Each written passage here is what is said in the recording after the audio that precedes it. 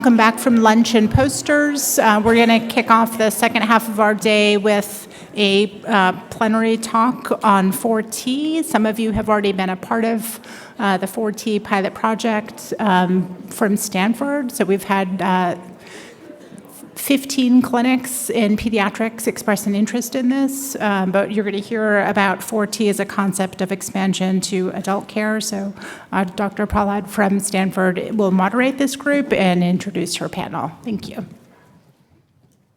Good afternoon, everyone. Welcome to this panel. I'm really excited to have this panel talk about how we can translate 4T into the adult world. And before we get started, I wanted our members of our panel to just briefly introduce themselves so you know who they are and what their expertise is.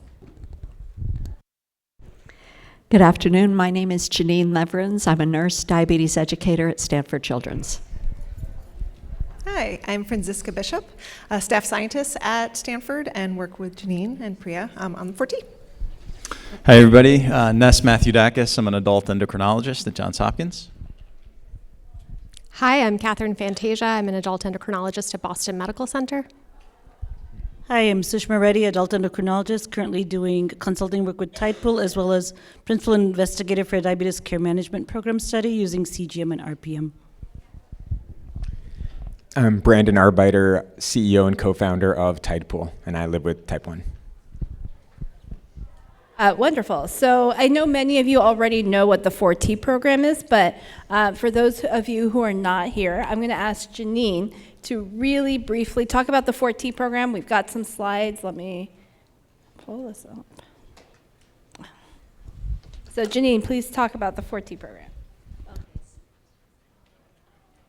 Okay, so briefly, we did have a standard of care that had limited technology use within the first year, had a cadence of 7 fixed visits, and we missed a lot of opportunities for dose changes. So we came up with a program where we initiated CGM within the first 30 days. We encouraged pump or AID class within the first 3 months, exercise class, remote patient monitoring billing, and patient-reported outcomes. So our workflow is that someone is diagnosed with diabetes, that we get a CGM on them, we get them connected up, we get them into our system and begin doing remote patient monitoring first once a week for the first 3 months and once a month thereafter. And oh yes, and sorry, and when I said get people connected up, we have a smart device for them if they don't have their own, and then we do our remote patient monitoring using Tide in Tidepool, and we'll explain more about that, I think. But anyway, we rank our kids so that we know who's at higher risk for hypoglycemia or not meeting targets. So that's how we know how to send or who to send messages to. And then we bill for our time once a month. We have shown good results. We have dropped, overall, the hemoglobin A1C has dropped by 1.1%, which is clinically significant. And we've increased from 28% to 64% of our patient population meeting the A1C target of less than 7% at 12 months. And we've shown that this improvement is sustained through 36 months post-diagnosis. Thank you, Janine, for briefly explaining the 4T program for new onsets. My first question actually is for you, since you were one of our early adopters of this program. As a diabetes educator, what do you think has been essential for making this program as successful as it has been? So I think several things come to mind.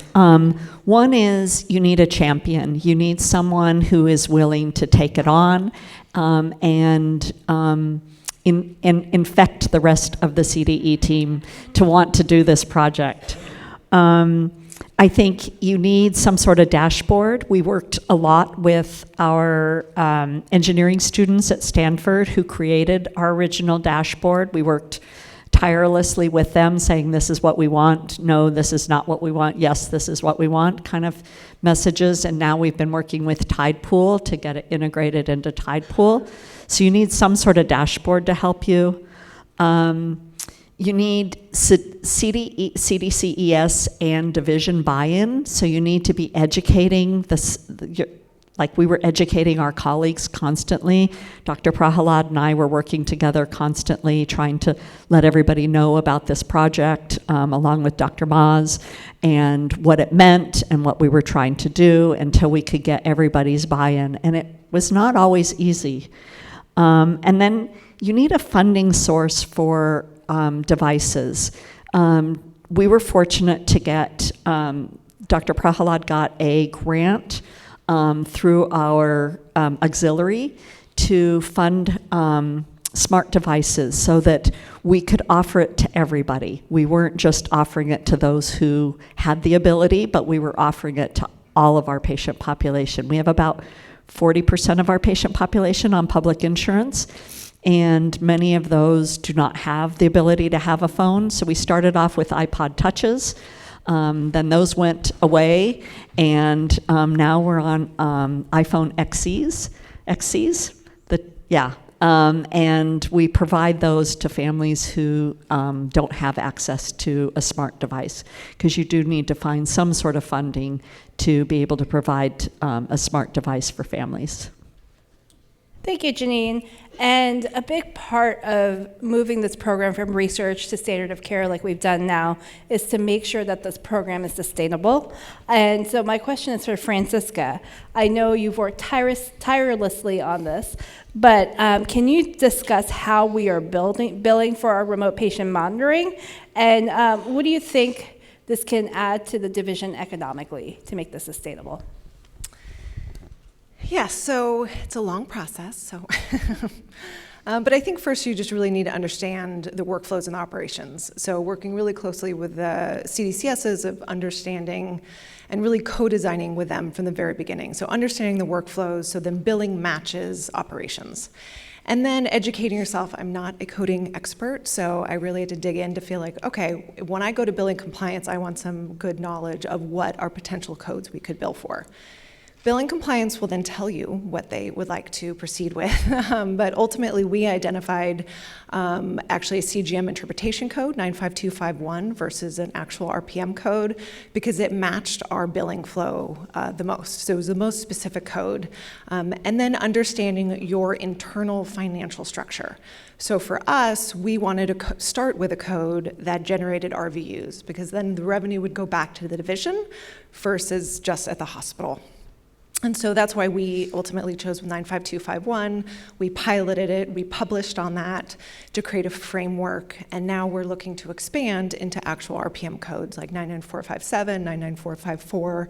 But keeping up with those partnerships, creating the partnerships with billing compliance, IS, takes time, and it was amazing, and Priya was on those meetings with me of, it's like, oh no, we need to loop in this group, or this group, and this group. So it just took time to create those partnerships, but once you create them and even pilot a billing workflow, making sure you keep up those working groups. So for instance, we just went through a voluntary internal audit of 95251, and we identified some issues. So one, I wanted to see what revenue we're generating. And thankfully we're generating some, but there was just little things like such as how the billing profile in Epic was set up between RD CDCSs and RN CDCSs was different, and that was impacting the revenue we're generating. And so, checking in with those partnerships that you've created at your institution and keeping that going. And it was interesting because the reason I reached back out to billing compliance was to expand. I was like, let's add 99457 and 99458 so we can expand our revenue. And then we're like, oh, but we should audit what we're doing. And then, now it's kind of but so just keeping up with those. Then they tried to fix it. And then they changed her,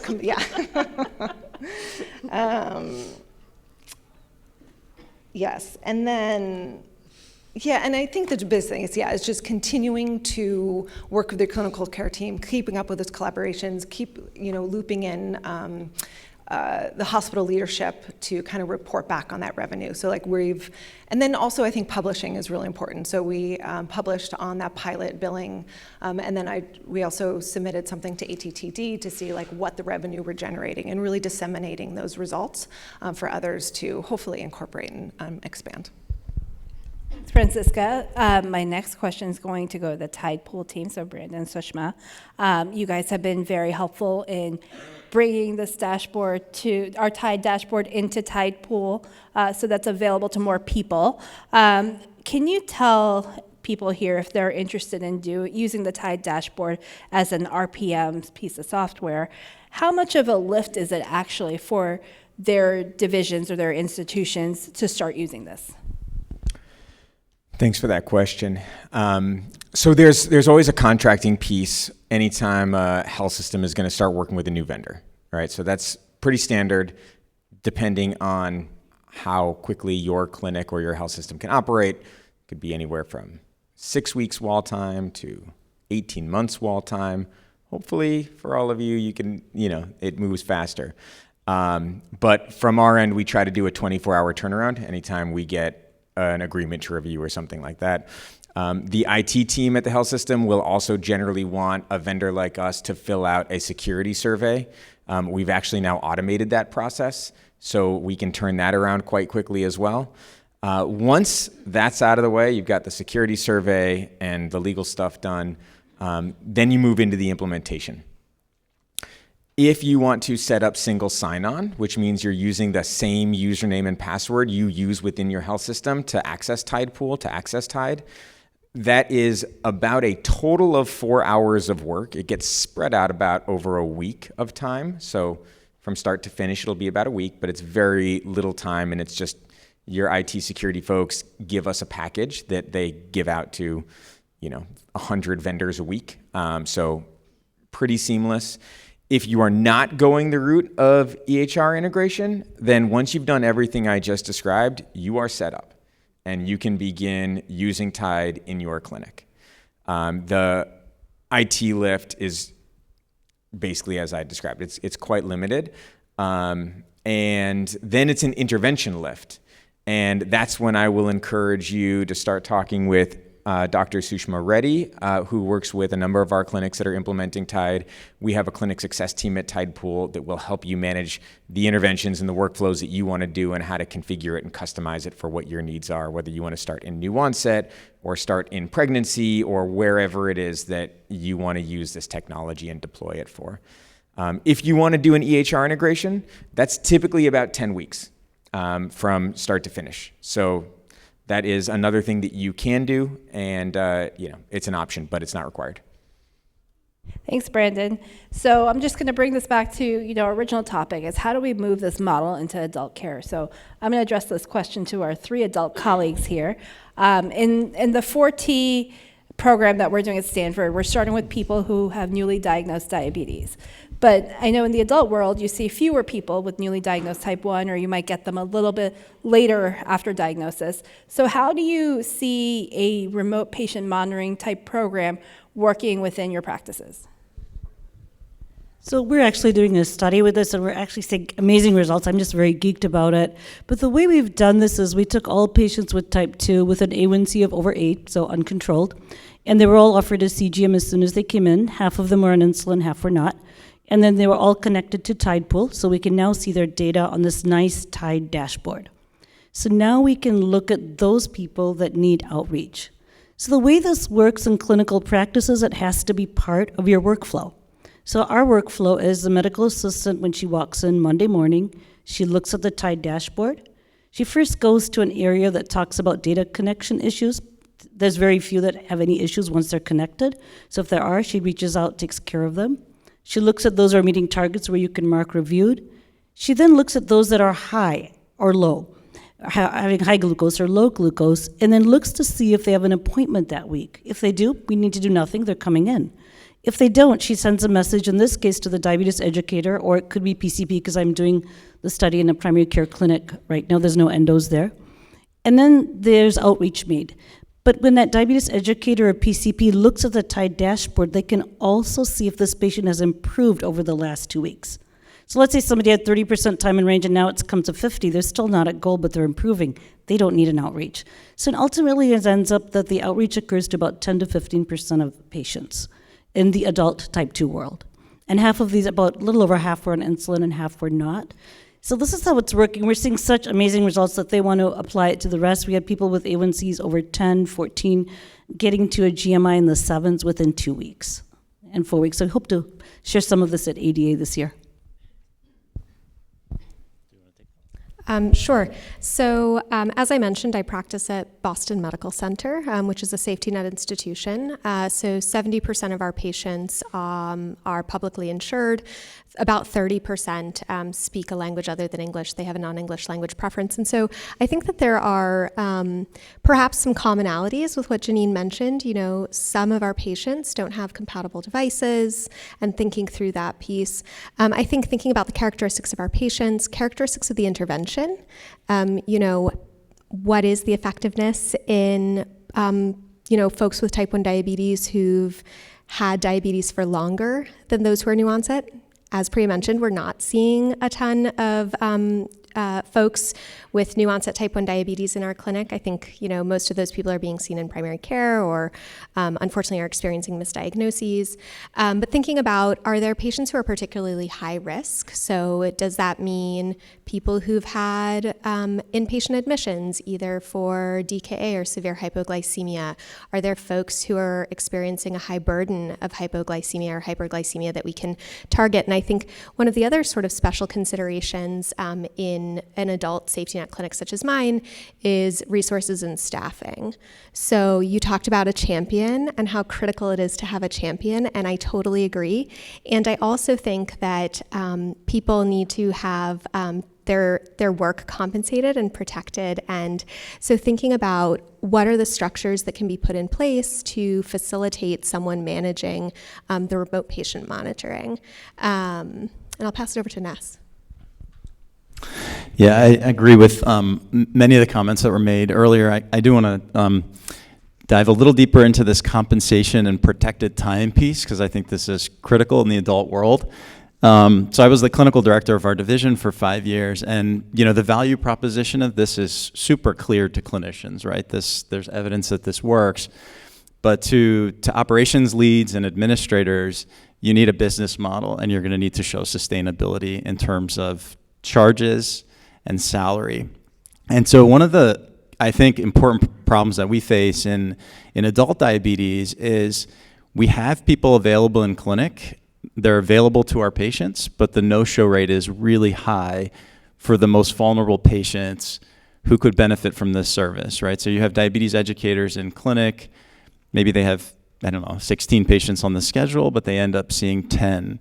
So if you were to implement a remote patient monitoring program, is this incremental work that a diabetes educator is doing? In other words, they have their scheduled slots, and then they have like a morning where they're doing the RPM work on top of that? Or are we backfilling missed appointments to maximize, people's productivity? And that's one important point that would need to be sorted out. And then the second is that diabetes educators can't bill for this work, right? The CGM interpretation code. So in essence, this is going to be more work coming to the endocrinologist in their in-basket on top of my chart messages. And is that time protected, or is that just time that you do outside of your clinic schedule?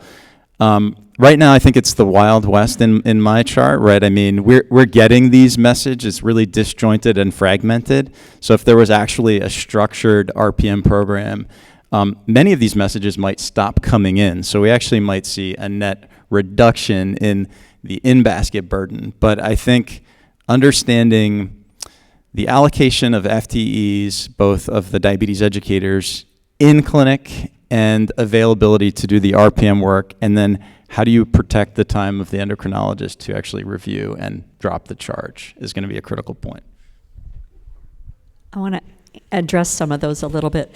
So we each have about a half a day we try to block off. Sometimes, some weeks that doesn't work out because we get an onslaught of 6 or 7 or 8 new onsets in a week, and then it's, well, this week's just not going to happen. But most of us can block off about 4 hours during our week. But then we also fill in when when it's a quiet clinic but I'm between patients, I can pull up my list. And because of Tide Pool did a request that we had was when we did the review for the week, we wanted a check mark. So when I pull up Tide Pool and I started Monday on my list and now it's Thursday, I know where I'm at. I know, oh, okay, I've already done all these. I don't have to go back and go, did I do that one already or not? So that really helped us a lot with, just being able to do 1 or 2 between patients in clinic.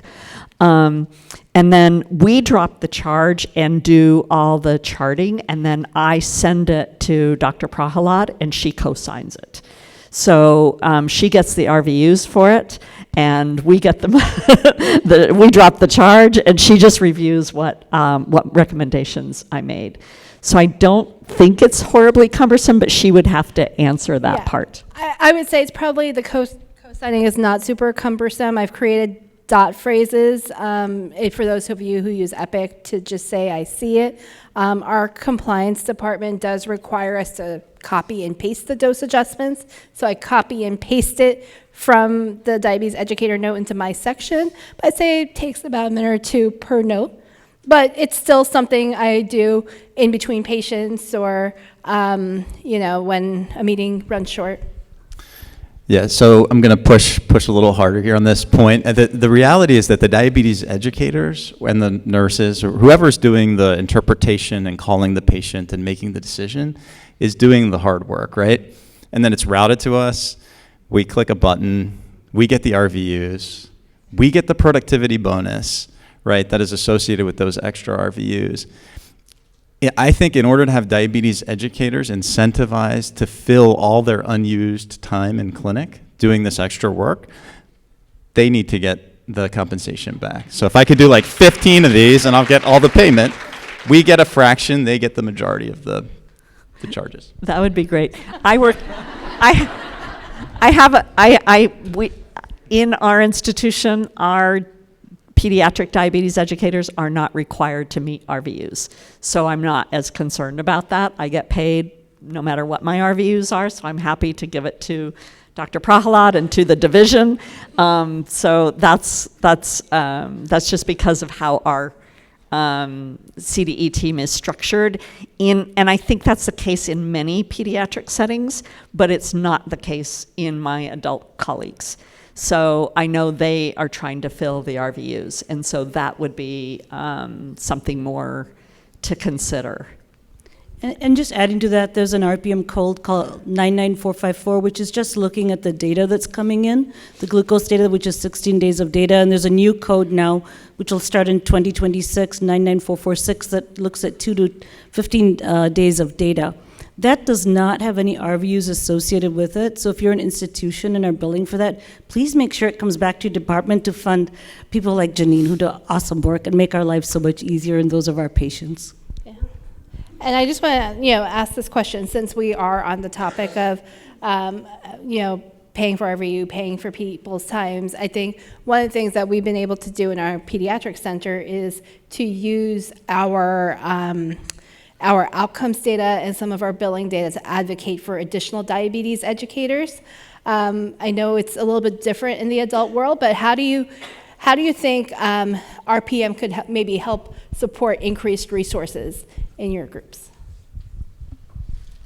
It's a really good question. We actually scaled our DSMT program across our health system, and every additional hire was scrutinized at the very highest level. So scheduling, utilization, productivity, RVUs, revenue had to be one-to-one in terms of hires. So if we could demonstrate that, if somebody's 80% show rate and their 20% is backfilled with RPM, and it covers them and more, of course, it's a compelling argument to retain the staff that we have, if not to augment. But I think in today's financial climate in an academic medical center, it would be really difficult to bring on an additional person doing RPM until you can demonstrate that your existing staff, with the effort allocated to do this work, cover themselves with that proportion of their time.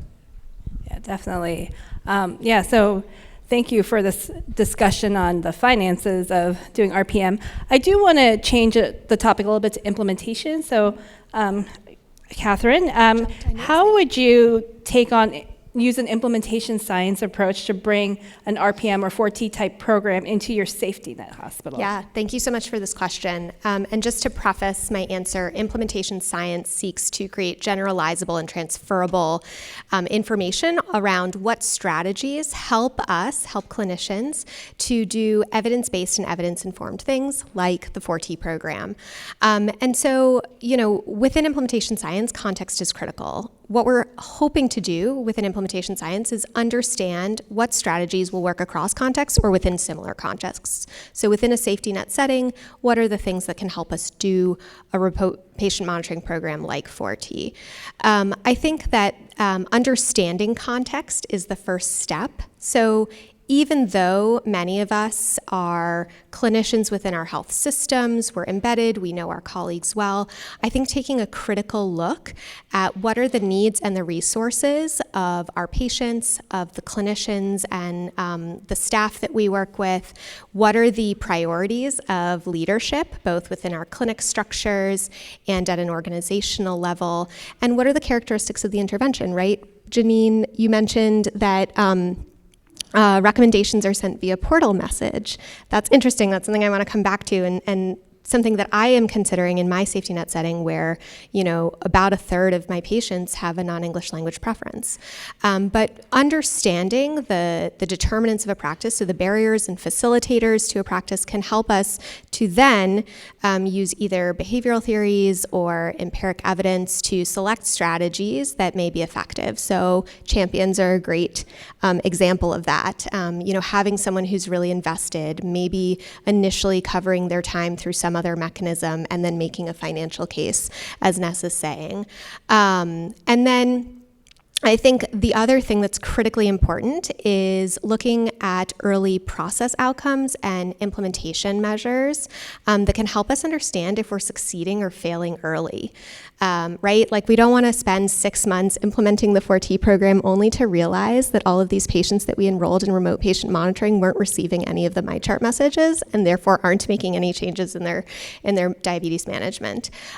So an example of that within my sort of like safety net context is, we have very limited financial and staffing resources. But we have a clinic leadership and a diabetes clinical leadership that has been historically incredibly supportive of interventions that we've done through the exchange to increase technology adoption. We also have some really helpful resources within our organization. So we have a pharmacy liaison team that helps us with prior authorization. So we have a really high rate of CGM prescription and uptake in our adults with type 1 diabetes, like upwards of 80%, facilitated by a technology navigator in our pharmacy liaison. And looking sort of more broadly at the organization, we have other sections and departments who are already doing remote patient monitoring, but in other disease states. So within our obstetrics group, they're doing remote patient monitoring for hypertensive disorders of pregnancy using a remedy-based platform. And so what can we learn from them? How have they navigated the billing code process? Are there organizational resources that we can share to build momentum to develop remote patient monitoring programs across the institution and for a variety of chronic conditions? And then the last thing I would say that would be critically important in doing this is understanding our patients' needs and resources. So many of our patients do have smartphones, but most of them are using readers with their CGMs. And so, the education that it would take to transitioning to using a phone as a receiver. Some don't have phones that are compatible, but many do. And then designing with equity at the outset, which I think is critically important. So it may be that a MyChart strategy for sharing recommendations with patients is not going to be super effective. And so I would love to hear from you all if there are other strategies like phone-based strategies that would work, because I think that would be really important to my colleagues in knowing that, you know, any work that's invested, that the recommendations are reaching a patient. And I think is critically important for that idea of incremental work, right? Like it's very different, I think, to send off a quick MyChart message than to call a patient with an interpreter and try and get someone on the phone. You bring up some really good points, and we have dealt with a lot of those. So we have a lot of our a lot of our families also don't speak, English is not their first language. And so we will interpret them or translate the MyChart messages and send them out. But if we don't think, if it doesn't say they're read and we don't see that they're being read, we will make phone calls again, you know, either in our protected time or, you know, if we have a low clinic. One of our CDEs is bilingual, and so he has taken on more of those, and by far he makes more phone calls. We've also tried to get some sort of texting available. Our social workers can text the families, and so on some of our more high-risk families that I'm more worried about, I'll go to the social worker in that clinic and say, hey, would you send a text message that says X? And when they reply to them, tell them this, you know, or if they reply, come back to me. And so I've worked really closely with our social workers to help get those messages, because we haven't gotten permission to text. We're trying, but we'll see where that goes. But so we have tried those. And then just to circle back too about time, before we started doing remote patient monitoring, a lot of our CDE time was spent doing SMNs and prior auths and getting approvals for medications and devices, and we spent a ton of time doing that. And Dr. Maz fought really hard and got us a pharmacy tech who did all that. So that took all that off our plate. So then we had more time to really work at the top of our certification, which has been more rewarding for all of us than doing what we felt like was just paperwork stuff. It was cumbersome, needed paperwork, but it was just hard on all of us. So doing the RPM has really felt like we're working more at the top of our certification. Thank you, everyone. I just wanted to open this up to the audience for questions. I know the Stanford team has some experience in RPM, Dr. Reddy has some experience, and I know Dr. Fantasia and Dr. Mathiotokis also have thoughts on this. So I'd love to hear if anyone has questions they'd like to ask about how they can bring RPM to their practices. I think I see one back there, two back there. Not so much bringing to the practice as much as billing questions. When we started billing the code 99251, our billing office initially told us we could do that only every 4 months. So I'm curious if you know how often you can bill, and then also, are your patients getting any copay for what you guys are doing? Because that was a problem we were having before. Yes, great question. So for us, for our billing pilot, so the code is every 30 days. So I'm not sure where 4 months. It's every 30 days. However, we also, that same code is dropped by the endocrinologists at those standard of care in-person visits. So we do prioritize those. So basically when Janine goes in and looks and drops a bill, she'll see if they've been seen, say that same month, and then she won't bill for that RPM. So there's a little logistics. We wanted to build in a very simple framework, simple, funny, within Epic to catch those, which wasn't possible, so that's a manual process now. But no, 95251 is every 30 days. Like I say, we did have to co-sign and do a co-attestation for that for Dr. Prahalad. And then, yeah, it took us a long time to get through billing compliance. Kind of the novel thing that we started with the 95251 is having the CDCS as a service provider. And that's what took, 9 months to to say, like, no, this is the case. And then that was also wrapped into, it's also the case that CDCSs can adjust insulin. And so Janine just had a paper published last week that Yes. That publish that dosing policy, because that kind of goes hand in hand when you're working with billing compliance. I have a quick question. Sorry, 2 seconds, just about copays. They range, typically what we saw is we worked with our family advisory panel and they said, around $35. The average copay was 25 to 0 for us, public and private, depended. Sometimes it did go to the deductible, but typically deductibles are met within the first year. Now we have patients over a year after new onset, and so we have had some patients like, oh, I got a bill, I wasn't getting a bill last year, because they haven't met their deductible. So fortunately, that hasn't happened only a handful of times, because even the deductibles, I think on average, $110, which is, that's a lot. It's not gonna be per month forever, depending how big your deductible is. But we're also fortunately able to identify some philanthropic funds, so we have it set up where if a patient has a copay related to RPM billing that is burdensome, they can apply to financial counseling. If they get if accepted, then all of their diabetes is supported. But if they don't get accepted, then our philanthropic support kicks in to support that patient. Because the last thing we wanted to do is start billing and then inadvertently, have it too burdensome for some families, and then those families don't receive RPM. So. And then just talking about experience billing across the country. Can you hear me? For the 95251, as Francisco reported, just talking about the billing experience across the country, some things can vary. The 95251 is typically monthly. There are some commercials that will only allow it every 3 months. And when you're billing it at the time of the office visit, make sure there's like a modifier, because some insurances will kind of build it into that office visit and not pay for it. So make sure that that is there. And then for your RPM codes, which are the 99454s and 457s, one of them is every 30 days, the other is monthly that can be billed, and it's covered by most insurances. United Healthcare just said that they're not going to be covering RPM for diabetes, and then some of the Medicaids in some states do not cover it either. And then if you bill the RPM codes at the same time, usually the patient just gets one copay, so it doesn't feel like they're stuck with, oh my God, this whole big copay all at once. So. Hi, this is Carla from Brady Children's Hospital San Diego. Thank you so much, great panel. I understand, could you comment something that I understand that the patients need to consent, they need to know ahead of time that this is going to start. Do you have a document that you add to the initial consent when they come to clinic? How was this done? I'll have, but just to start with, for Stanford experience, with 95251, since it's in CGM interpretation, that does not apply. That's an issue with 99454.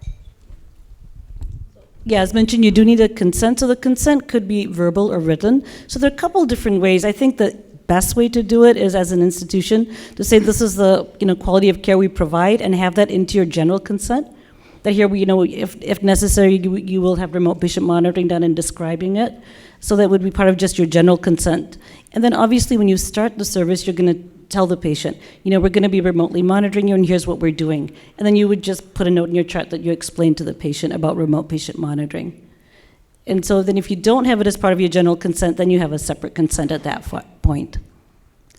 That we usually have them sign. Verbal is accepted, but it would be better to have them sign so they understand that there may be a copay associated with it. It's not a 24/7 service. We're looking at this maybe on a weekly basis during your clinic. If you have high or low sugar, please treat according to whatever guidelines, or go to the emergency room when needed. So that way it's all really spelled out very well for the patient. And I'm happy to share that template language as well. Risa Wolf from Hopkins. Do you have a protocol, and maybe this is a question for Janine, like that goes over like what kind of dose changes the nurses can make and within what range? Yeah, that's what the paper is that I just published last week. So I'm doing a talk after this, and I'll have the QR code available, but I think Nicole has it, so maybe she could send it out so everybody has that QR code, because I know that that's been a question that's come up a lot since we started this project. And so I was really excited to say that it was safe and effective to have CDCESs make dose changes. And we make them within 10 to 20%, 1 or 2 changes at a time. So we spelled it all out in our protocol. We came together as a group and decided what our priorities were and what kind of changes we would make. The only time we make something more than a 10 to 20% is if we're dropping the doses because they're going into honeymoon and we need to drop the doses rapidly. Thank you, everyone. We're at time, but I wanted to thank all of the panelists for sharing their knowledge and their experience. And if any of you have lingering questions, we're all around, so please feel free to stop by and ask us questions. We also have a computer set up outside. Local celebrity Christopher Snyder. Wave. So if anyone wants to explore the Tide dashboard and what it looks and feels like, he's got a computer set up. You can go ahead and do that. Thank you, everyone.